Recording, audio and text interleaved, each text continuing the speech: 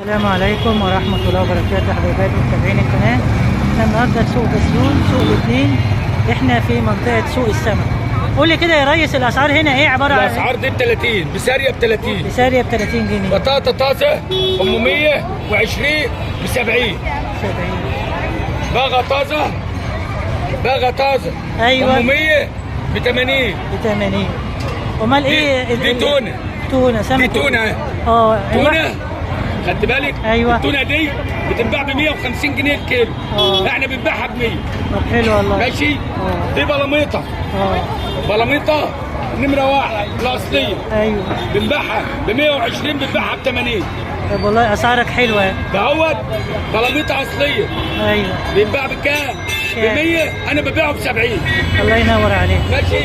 ربنا يصلح حالك ان شاء الله. قلت صح. ايوه واخد بالك؟ بيجي كل شويه من البحر، بنبيعه بكام؟ ايوه ده بينباع ب 120 جنيه، بنبيعه ب 75 جنيه. حلو والله. الله ينور عليك، ربنا يحسن سوقه كده ان شاء الله. دي بلاميطه، واخد بالك؟ البلاميطه دي ماشي بسوق بسيون عند سعيد الشرنبابي. ايوه ماشي. وعندي اولاد ديت بتنباع ب 120 جنيه، بنبيعها ب 80 جنيه. اسعارك حلوه والله، ربنا يصلح حالك. بلاميطه اصليه ثانيه ايوه 150، بنبيعها ب 120 جنيه. الله ينور عليك. شقوره مجمده، خدت بالك؟ ايوه نمره 2 بنبيعها ب 100، يعني بنبيعها ب 70 جنيه. الله ينور عليك. شقوره ثانيه بنبيعها بكام؟ 800، بنبيعها ب 80. الله ينور عليك. شقوره رقم 1 ماشي، بتنباع ب 150، ب 120 جنيه.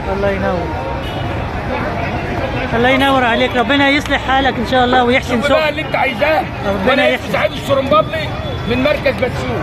الله ينور عليك، ربنا يجعل سوقهم حلو كده ان شاء الله.